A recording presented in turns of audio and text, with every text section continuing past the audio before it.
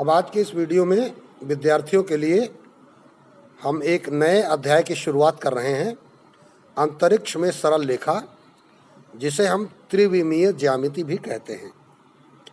इस अध्याय को पढ़ने से पूर्व बच्चों आपको निर्देशांक ज्यामिति में कार्तीय तल अच्छे से आना चाहिए और यह आपने पिछली कक्षा में पढ़ रखा है।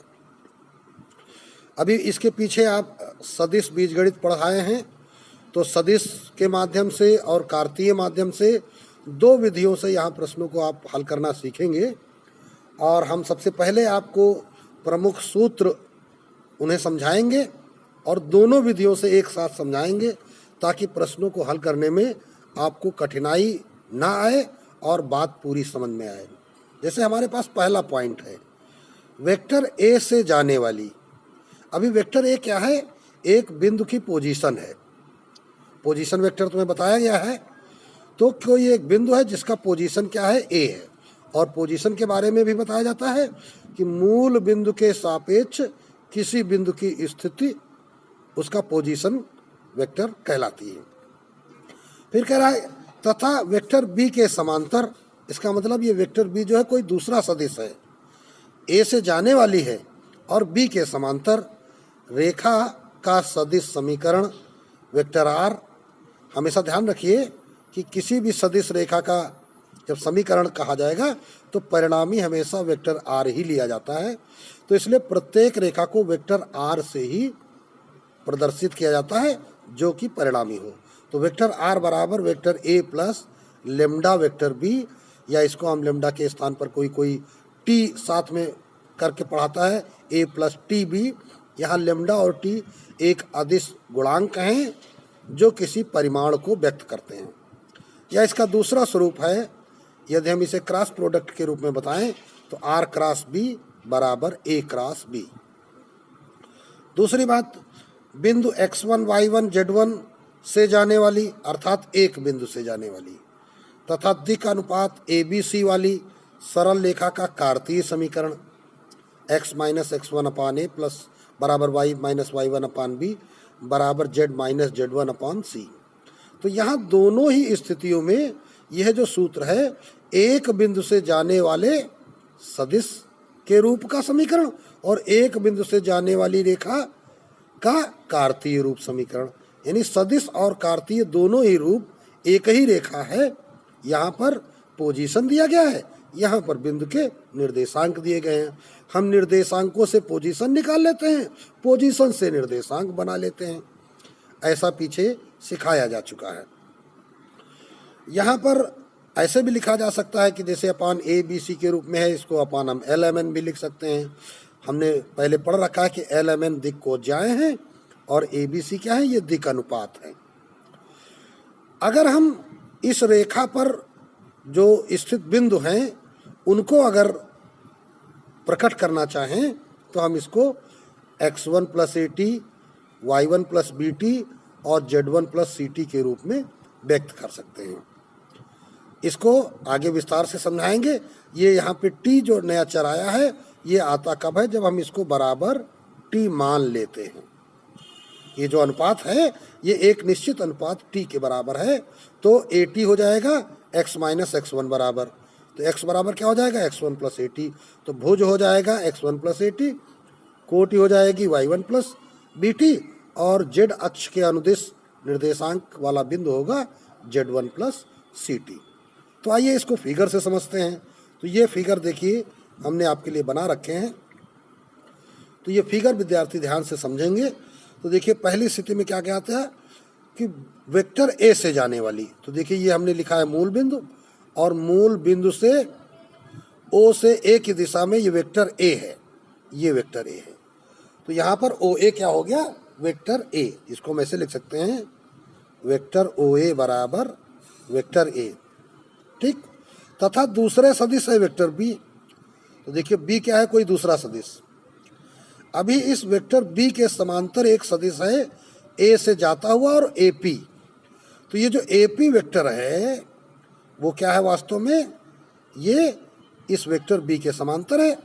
तो हम जानते हैं कि समांतर सदिशों में क्या होता है, यहाँ पे वेक्टर ए पी जो होगा वो क्या होगा, बी का, वेक्टर बी का लेमडा गुना होगा। वेक्टर ए पी बराबर लेमडा ए बी हो जाएगा। तो इसको हम क्या कह देंगे, lambda B, sorry A B नहीं, लेमडा बी, दिए गए सदिश का लेमडा गुना। ठीक है। तो इस प्रकार अब देखिए हमको सदिश कौन सा चाहिए, हमको चाहिए था बिंदु ए या वेक्टर ए से जाने वाला। तो देखो ए से ये जा रहा है, ये सदिश, इस सदिश का हमें समीकरण चाहिए और यह सदिश इस वेक्टर बी के समांतर है। तो हमने इस सदिश पर कोई बिंदु P रख लिया और इस P का पोजीशन ही इस सदिश का समीकरण है। तो P का पोजीशन क्या होगा, OP होगा। तो यहाँ पर जो वेक्टर OP होगा, तो ये सदिश योग नियम क्या कहता है, O से A पहुँचो, A से P पहुँचो, तो उसका परिणामी वेक्टर R ये OP हो जाता है। तो यहाँ नियम क्या हो जाएगा, वेक्टर OP बराबर वेक्टर OA प्लस AP। तो OP क्या है, वेक्टर R, OA क्या है, वेक्टर A, और AP देखिए क्या है, AP यहाँ पे लेमडा B, ये है लेमडा B। तो इसलिए हमारे पास एक समीकरण बन जाता है, वेक्टर R बराबर vector A plus lambda vector B। तो ये सदिश रूप हो गया। अभी इधर कार्तीय रूप के लिए हमने क्या कर रखा है, हमने देखिए ये x अक्ष बना लिया, ये y अक्ष बनाया और ये z अक्ष बनाया। और यहाँ पर एक बिंदु A है, इस बिंदु से इस दिशा में जो सदिश जा रहा है, इसके दिक् अनुपात ABC हैं। अभी दिक् अनुपात के बारे में पीछे आपको बताया जा चुका है, लेकिन अभी अगर समझ में आया हो तो फिर से देख लीजिए। बिंदु A से आप x अक्ष पर एक लंब डालिए, ये बिंदु मिल गया, और इसके हेड से इसी अक्ष पर एक लंब डालिए, है ना, तो ये आपको एक बिंदु मिल गया। तो ये जो सदिश है, इस सदिश ने x अक्ष पर अपना जितना प्रक्षेप बनाया, यह प्रक्षेप ही इसका दिक् अनुपात A है। इसी प्रकार y अक्ष पर अगर आप लंब डालेंगे टेल से, और लंब डालिए इसके हेड से, तो देखिए y अक्ष पर इतना इसने प्रक्षेप बनाया, तो इसको हम B कहते हैं। ये इसका दिक् अनुपात हो गया। अब बात करते हैं z अक्ष पर। z अक्ष पर देखिए एक लंब ये डाल दिया और दूसरा लंब देखिए ये डाल दिया। तो यहाँ से लेकर ये देखिए जो ये z अक्ष पर बना, तो ये क्या है, ये काटा गया खंड C है। अर्थात ये ABC x अक्ष के दिशा में प्रक्षेप, A B y अक्ष की दिशा में और C z अक्ष की दिशा में। तो ये इनके प्रक्षेप हो गए। और ये बिंदु x1 y1 z1 से जाने वाली रेखा है। तो अब यहाँ पर इसके लिए सूत्र क्या बन गया, x माइनस x1 अपान इसका अंतःखंड A बराबर y माइनस y1 अपान इसका अंतःखंड B बराबर z माइनस z1 अपान इसका अंतःखंड C। और कभी जब आप इसको हल करते हैं तो इसी को बराबर t मान लिया जाता है। तो इस प्रकार आपने देखा कि जब कभी एक बिंदु से जाने वाला सदिश रेखा का सदिश रूप निकालने को कहा जाए तो फिर आप ये फार्मूला लगाएं, और कार्तीय रूप निकालने को कहा जाए तो फिर आप ये फार्मूला यूज़ करें। तो दोनों स्थितियां एक साथ आपके साथ डिस्कस हो गई हैं। आगे चलते हैं दूसरे बिंदु पर। दूसरे बिंदु पर पहुंचने से पहले कुछ बातें यहाँ ध्यान दे ली जाएं कि अगर हम x अक्ष के लिए x अक्ष के समीकरण की बात करते हैं तो त्रिमिमीय अंतरिक्ष में x अक्ष के लिए हमेशा y बराबर 0 और z बराबर 0 होता है। इसी प्रकार y अक्ष के लिए z 0 और x 0 होता है, और z अक्ष के लिए x 0 और y 0 होता है। अगर रेखा मूल बिंदु से जा रही है तो हम जानते हैं कि मूल बिंदु किसको कहते हैं, 0 0 0। तो x माइनस x1 की जगह 0 रख दोगे तो x अपान a हो जाएगा, y माइनस y1 की जगह 0 रख दोगे तो y अपान b हो जाएगा बराबर z अपान c हो जाएगा। अर्थात इनके जो मूल बिंदु में जो x1 y1 z1 बिंदु होते हैं वो क्या हो जाते हैं, 0 हो जाते हैं। इसलिए मूल बिंदु से जाने वाली रेखा का कार्तीय समीकरण x अपान a बराबर y अपान b बराबर z अपान c होता है। और ध्यान दे लीजिए कि अगर कोई रेखा अपने कार्तीय रूप में दी गई है, इस रूप में दी गई है, और कहा जाए कि उसको सदिश रूप में प्रकट कीजिए, कार्तीय रूप में दी जाए और उसको बनाना हो काहे में, सदिश रूप में। तो ध्यान दीजिए ये ए बी सी जो होते हैं वो क्या बन जाते हैं, वेक्टर बी के घटक बन जाते हैं। इस सूत्र पर ध्यान दीजिए, ए बी सी क्या बन जाएंगे, वेक्टर बी के घटक, और x1 y1 z1 बन जाएंगे वेक्टर ए के घटक।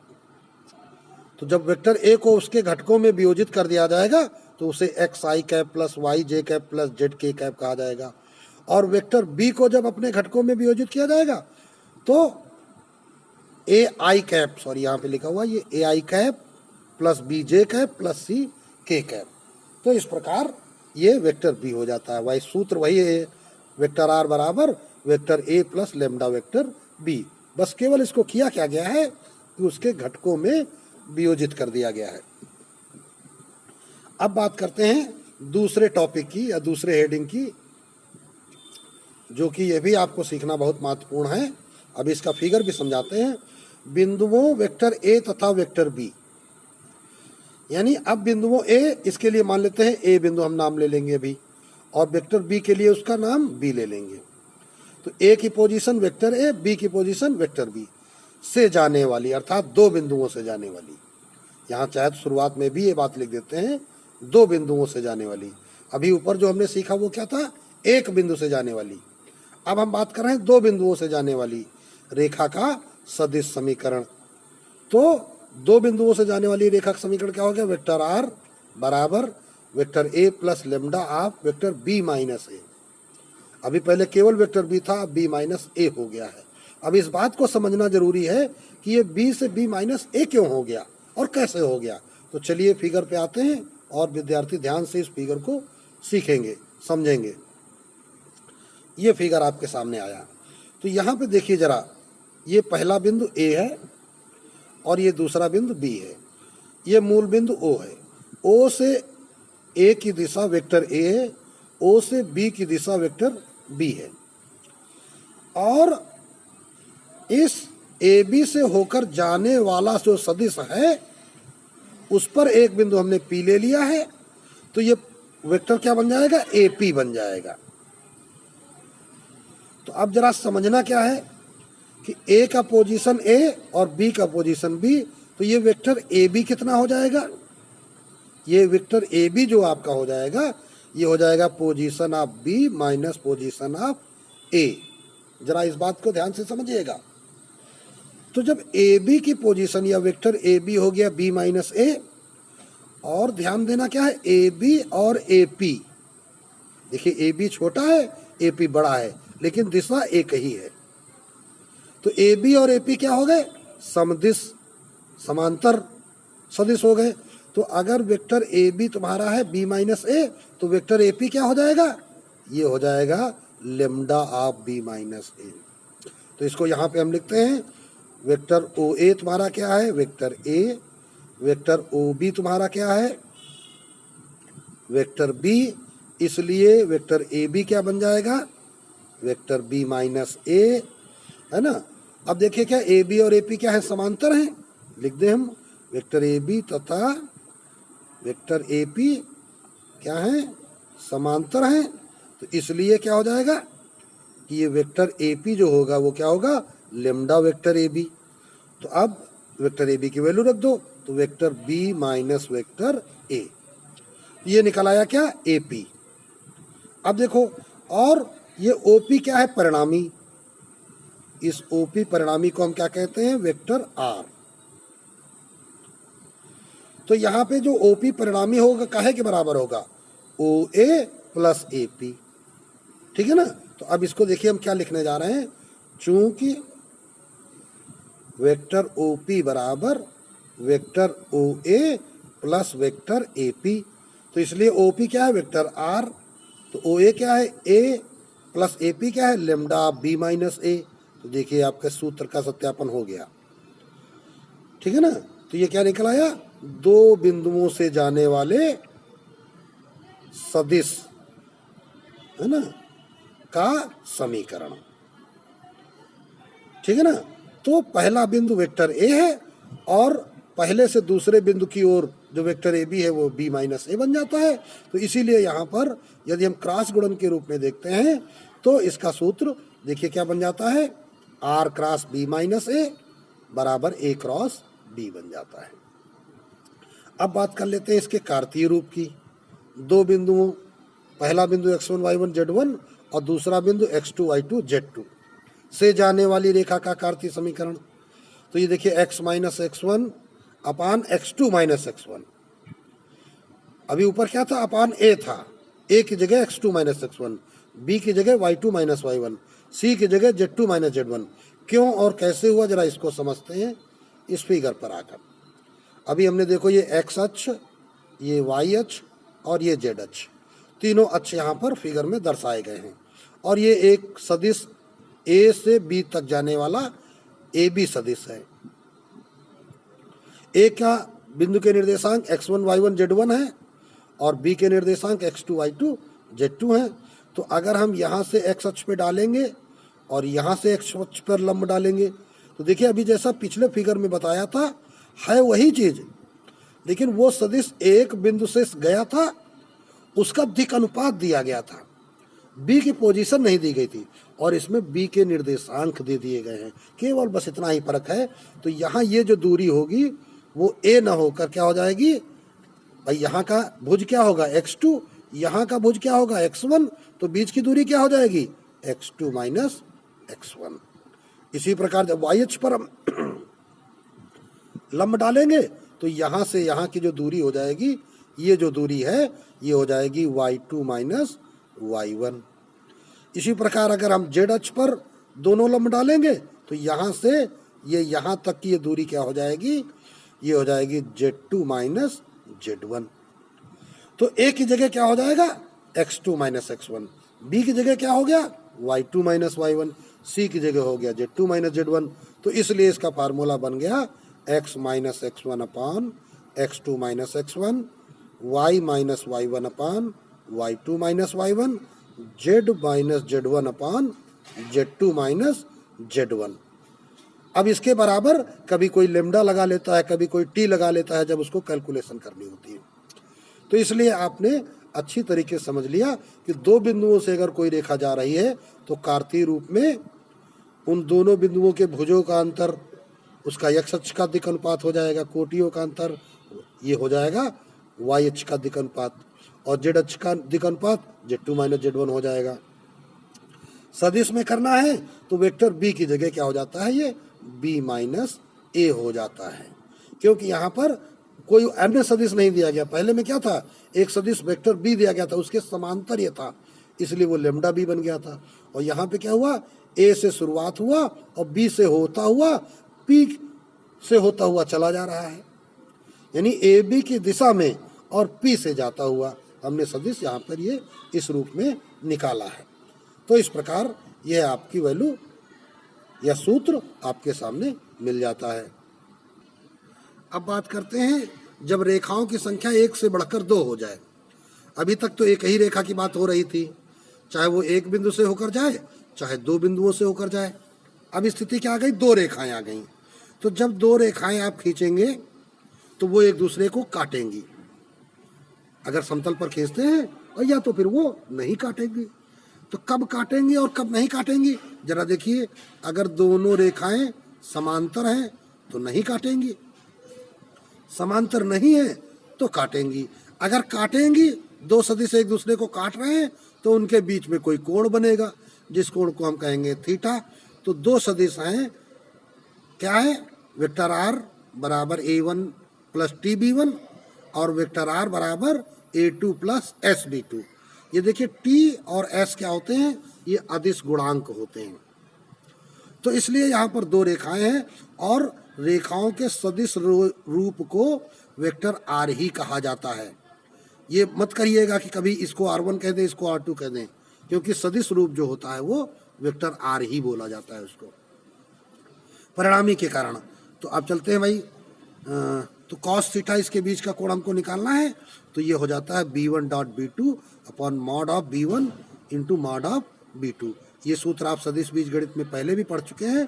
वहाँ क्या पढ़ा था कि यदि दो सदिशों वेक्टर a और वेक्टर b के बीच कोण थीटा हो तो उनका अदिश गुणनफल में आपने एक सूत्र पढ़ा था क्या पढ़ा था, ए डॉट बी, आपने एक सूत्र पढ़ा था, ए डॉट बी बराबर mod of vector A into mod of vector B cos theta.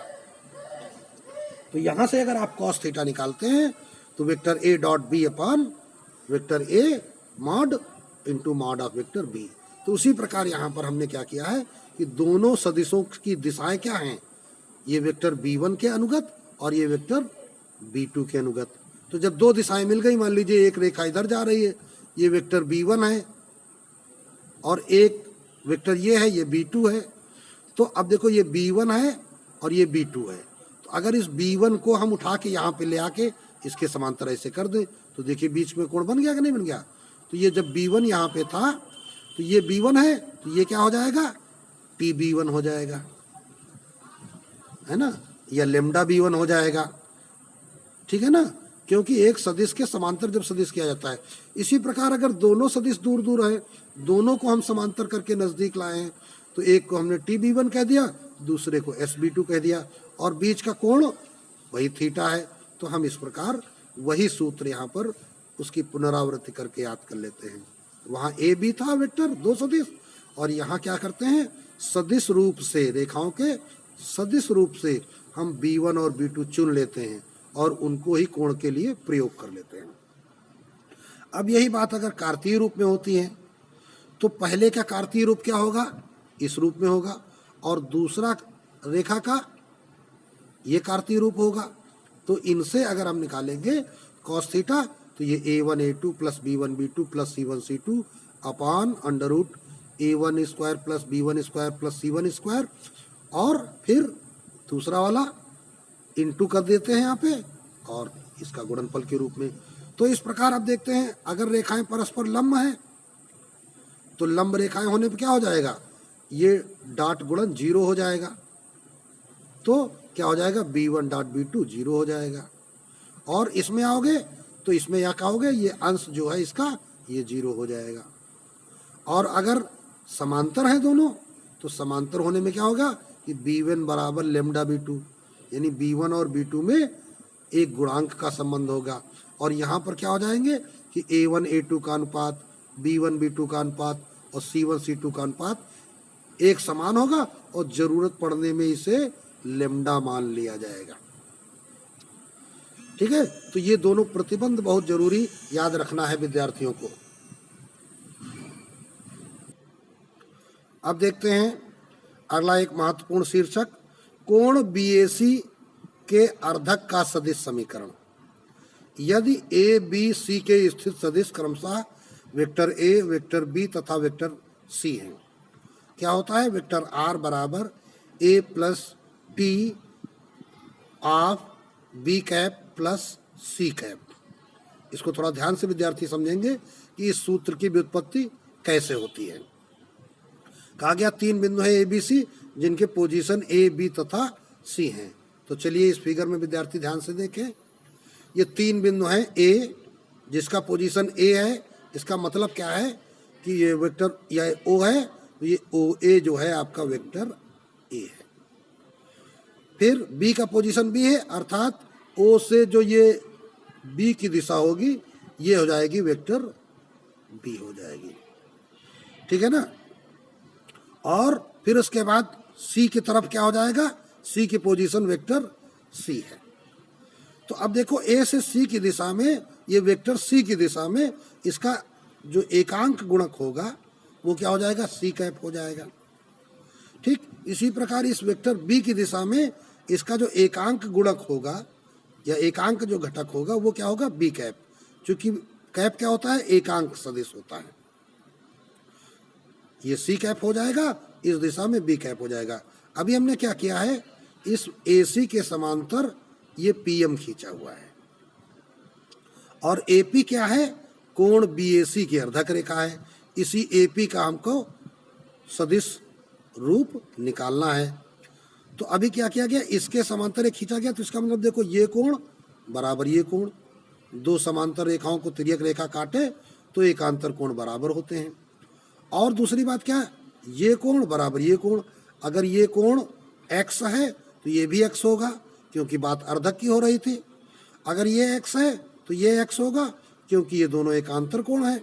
हमने क्या किया है कि AC समांतर PM, चूंकि AC समांतर PM, तो इसलिए क्या हो जाएगा, कोण CAP बराबर कोण APM, कारण एकांतर कोण।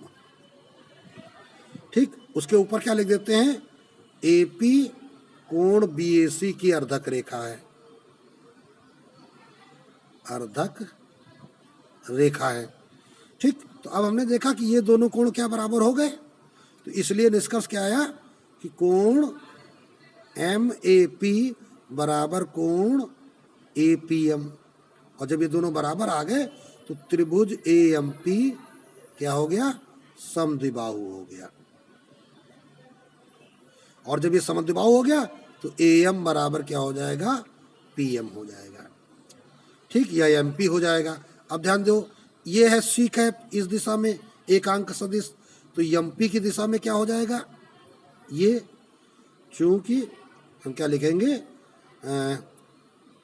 AC की दिशा में एकांक सदिश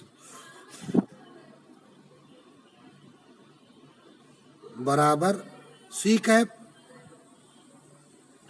तो इसलिए MP की दिशा में एकांक सदिश क्या हो जाएगा, अब इसका T गुणांक हो जाएगा TC कैप। T क्यों कहे हमने गुणांक, इसका परिमाण कितना है T, और इसका हमने यूनिट ले लिया है, इसका इकाई सदिश और इसका परिमाण, गुणनफल आ गया TC कैप। इसी प्रकार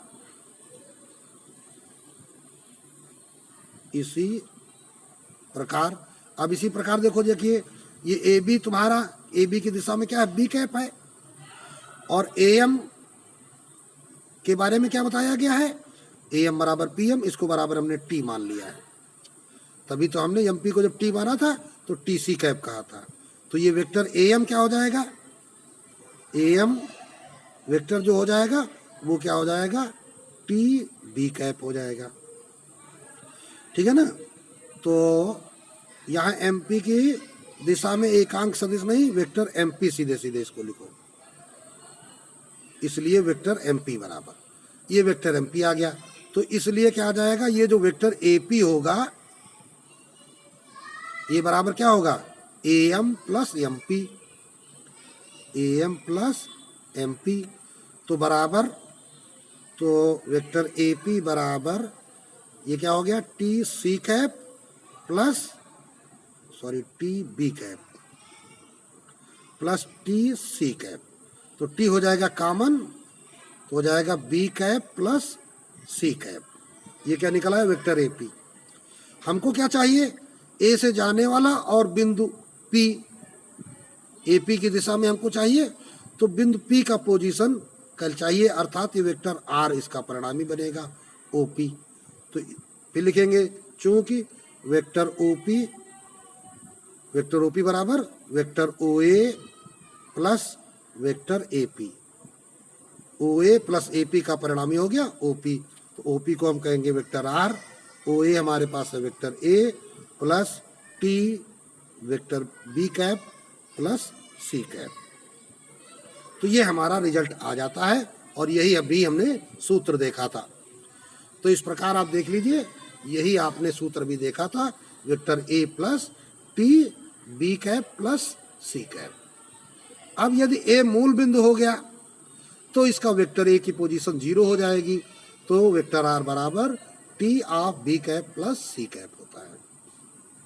अगला एक और सूत्र ध्यान दे दीजिए, वेक्टर A से जाने वाले होकर जाने वाली तथा C तथा D पर लंब। अब जब दो सदिशों पर लंब रेखा की बात करी जाए, तो जैसे ये वेक्टर C है और ये वेक्टर D है, ये C है और ये वेक्टर D है, तो C और D पर लंब क्या होगा, हमको C क्रॉस D निकालना पड़ेगा। जो C क्रॉस D निकल के आएगा वो क्या हो जाएगा, इसकी दिशा हो जाएगी N कैप, दोनों पर लंब। कैसे, इस बिंदु से ऊपर की ओर, ऊपर की दिशा में। ठीक, तो इसीलिए देखें यहाँ पर C क्रॉस D लिखा गया है कि ऊपर की दिशा में, C और D पर लंब की दिशा में, और ए से जाने वाला है तो ए प्लस टी क्या हो गया, उस दिशा की ओर गुणांक यूज कर लिया गया। तो वेक्टर आर बराबर A plus T C cross D. ये बिल्कुल वही सूत्र है जैसे एक बिंदु वाला सूत्र आपने पढ़ा था कि वेक्टर ए से जाने वाले तथा वेक्टर बी के समांतर रेखा का सदिश समीकरण। तो बी के समांतर की जगह क्या कर दिया गया, सी डी पर लंब। केवल इतना फर्क देखिए किया गया है ना। तो वेक्टर बी की जगह क्या लिख दिया गया, सी क्रॉस डी, क्योंकि सी डी पर लंब कहा गया है तो लंब के लिए सी क्रॉस डी हमको करना पड़ता है। तो ये अभी शुरुआती महत्वपूर्ण सूत्र थे, विद्यार्थियों ने आज इस वीडियो में सीखे हैं। चूंकि आप त्रिविमीय ज्यामिति या अंतरिक्ष में सरल रेखाएं नामक चैप्टर पढ़ने जा रहे हैं, इसलिए इन सूत्रों को आप अच्छे से तैयार करें और इनका प्रयोग अब अगले वीडियो में सिखाया जाएगा प्रश्नों और उनके हल के माध्यम से। तब तक विद्यार्थी इन सूत्रों को अपनी कॉपी पर नोट कर अवश्य तैयार करें।